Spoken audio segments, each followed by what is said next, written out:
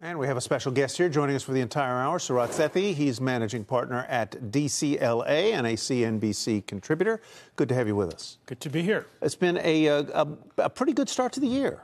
It has. It has. And what's nice is to see the rally broadening. So it's not just the Magnificent Seven or the less than Magnificent Seven, maybe four, five. Five. Yeah. No, I think what you're seeing is at least the breadth of the market improving.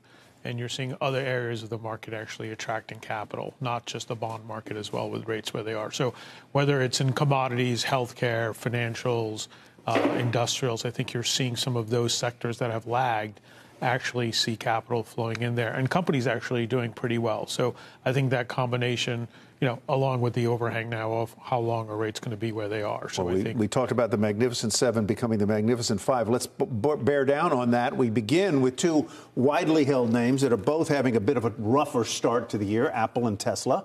And here to help us dig a little deeper in what's going wrong for these two heavyweights is Toni Sacconaghi, senior IT and hardware analyst. Toni, welcome. Good to have you with us. Good afternoon, Tyler. Why don't we start with Tesla? What's going on there? The company entered the year with a very rich valuation multiple, and it's in a period where it may not grow much. Last year, earnings were down. This year, earnings will very likely be down.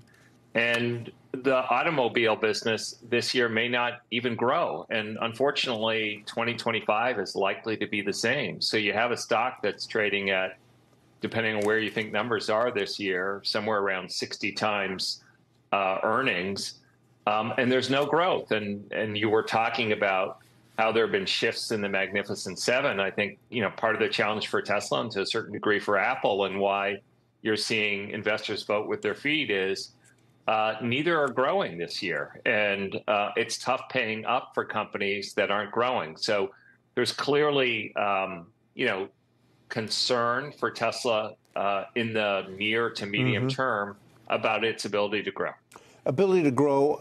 They seem to have put a lot of emphasis on lower priced automobiles, including a new model that I think is coming out next year, the Model 2, if I have it correctly. Do you think going down in price is a long-term win for this company or not? Tesla absolutely has to make its cars more affordable if it wants to become an industry-leading car company. Right now, Tesla's models are largely at $40,000 and above, and that's a relatively narrow market. So Tesla's aspirations and its valuation suggest that it's going to be a dominant car company, potentially as big as, Toyota or Volkswagen, who are the biggest car companies in the world today. But in order to do that, you have to appeal to a broader set of consumers rather than, relatively affluent consumers. So it absolutely has to go down market. And the challenge is it's going to take some time. The car will likely only debut at the end of 25. It'll take some time to ramp that car. So Tesla may not see, real volume benefit from that car till late 26 or even 2027. And that's a long time for investors to wait. Is that why BYD, though, is outpacing Tesla right now, that they have more models to choose from for lots of different consumers? Absolutely. I mean, Tesla really has 4 models and 2 of them are above $70,000. BYD has almost 30 models and they start in China with micro EVs at under $10,000. So they're certainly able to, and they largely play in the Chinese market, offer a full suite of products from low end to more expensive ones. They just introduced a luxury car that's over $150,000.